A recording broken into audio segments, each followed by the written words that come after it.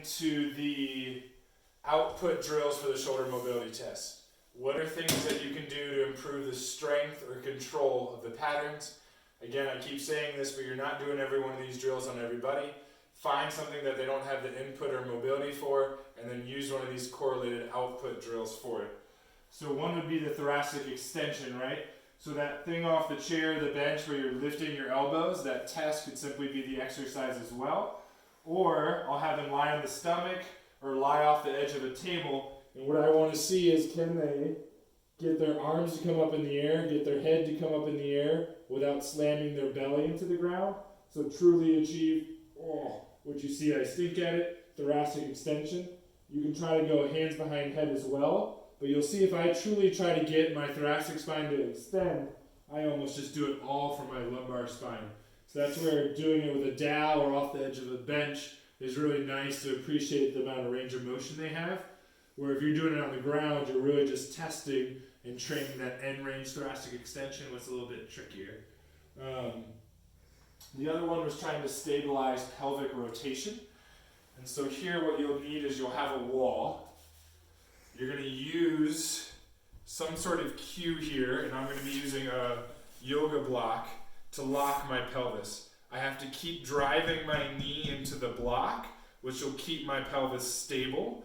If I don't, and I rotate my pelvis, I'm going to lose that block. So it's a nice external cue to keep the pelvis locked, so then I can work on thoracic rotation without cheating through my lumbar and my pelvis.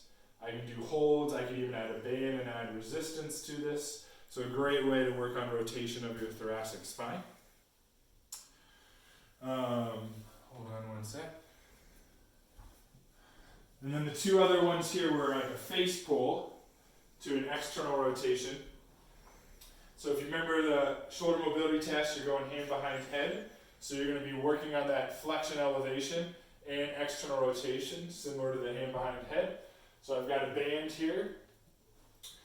You're going to do this almost face pull high row, and then you're going to go into an external rotation pattern. But the key here is usually you can do this pretty well, but make sure you're not arching your back. And then as you go into the external rotation, make sure again that they're not hiking their shoulder and cheating through their spine. So basically shoulders and below should be rigid. And if they're really good at it, which again I'm going to struggle a little bit, is you then can progress to an overhead press without losing all of that. But again, I'm not quite at that level. And then the last drill that we were working on was working on control of more internal rotation. And what we were using here is the idea of approximation again, kind of like we were doing with the foot ankle for the output there. But what we're doing is we're going to lean our elbow into the wall, which will approximate the shoulder joint, makes it feel stable, your control will be better. And then you're doing internal rotation pivots without letting that shoulder hike up. So I'm in a half kneel position. I'm driving my elbow into the wall, and I'm going to try to work on getting internal rotation without cheating, without arching or rotating. And for me, that's about as far as I can get, which isn't the greatest internal rotation range of motion in this range. I should be able to at least clear parallel to the ground. If you are cheating, you can use a band, kind of like we were before, where that band can help fixate your shoulder.